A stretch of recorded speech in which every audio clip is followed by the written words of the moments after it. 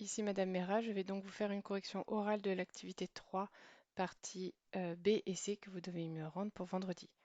Donc, dans un premier temps, la partie B permettait de s'intéresser à la mise en évidence des discontinuités pétrologiques, c'est-à-dire des limites de différentes couches rocheuses qu'il y a à l'intérieur du globe par l'étude des ondes sismiques. Donc, la première question, vous demandez, à partir du document 2, d'expliquer la différence de vitesse constatée entre les trois ondes ici. Donc, on sait que plus une onde parcourt de la distance et plus forcément elle va arriver en dernier. C'est ce qu'on avait vu dans l'étude de propagation des ondes sismiques et qu'elle peut être influencée par le matériau dans lequel traverse en fonction de sa vitesse. Donc ici, on voit qu'il y a trois types d'ondes, les ondes PNP, les ondes PMP et les ondes PG directes. Et on se rend compte que les ondes PN, celles-ci, qui, bien qu'elles parcourent une très longue distance, arrivent en première au niveau du séisme. Et ce qui permet qu'elles arrivent en première au niveau du séisme, bien qu'elles aient parcouru la plus grande distance, c'est qu'elles traversent un milieu où la vitesse des ondes sismiques les a accélérées, et ce milieu, c'est le manteau. Donc ce sont des ondes qui ont ici réfracté, puis re-réfracté à nouveau, et qui ont été enregistrées au niveau de la station 5. Donc c'est bien le fait qu'il y ait une discontinuité rocheuse qui a permis l'accélération de la vitesse des ondes PN.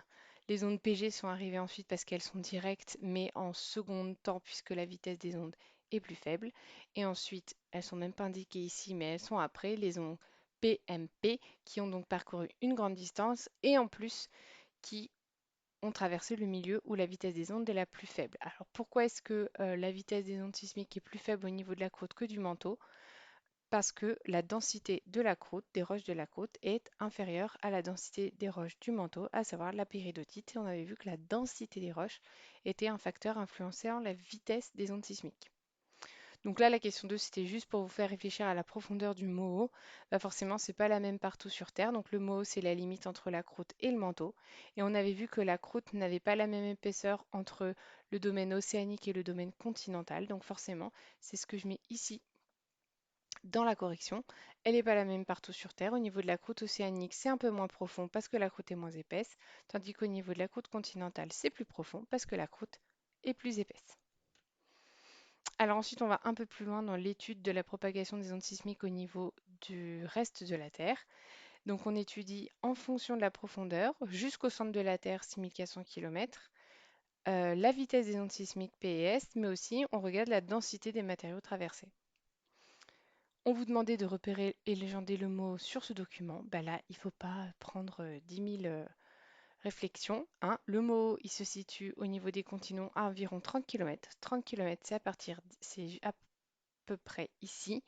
Et on voit que ça correspond pile à un saut de vitesse sismique qui passe de environ 6 à environ 8. On passe bien de 6 à environ 8. Donc le mot, je l'ai tracé ici sur la correction, il est à peu près ici. Alors, ensuite, on se demande pourquoi est-ce que aux alentours de 2900 km et jusqu'à à peu près 5100 km, on a une disparition des ondes S. Donc, on vous le rappelait ici dans la légende, on vous indiquait que les ondes S ne se propageaient pas en milieu liquide. Donc, forcément, si les ondes S disparaissent ici, ça veut bien dire que le milieu est liquide.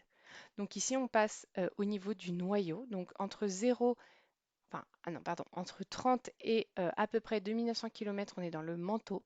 Et ensuite, on passe dans le noyau externe qui est donc liquide. Et c'est donc aussi pour ça que les ondes P ralentissent, parce qu'on est dans un milieu liquide, bien que la densité soit élevée. Donc c'est ce que je vous ai indiqué ici. Disparition des ondes S, ralentissement des ondes P. Par contre, cette discontinuité, à quoi elle correspond? Elle correspond à la discontinuité de Gutenberg et permet donc le passage entre le manteau constitué de péridotite, un noyau qui n'est pas constitué de roche, ça vous ne pouvez pas le savoir et je ne vous le demandais pas. Il est constitué de fer et de nickel, donc de métaux qui sont particulièrement denses. D'ailleurs, c'est pour ça qu'on voit que la densité augmente énormément. En profondeur, par contre, c'est la question 5 qui vous demandait de le justifier. On a donc bien une couche qui est solide.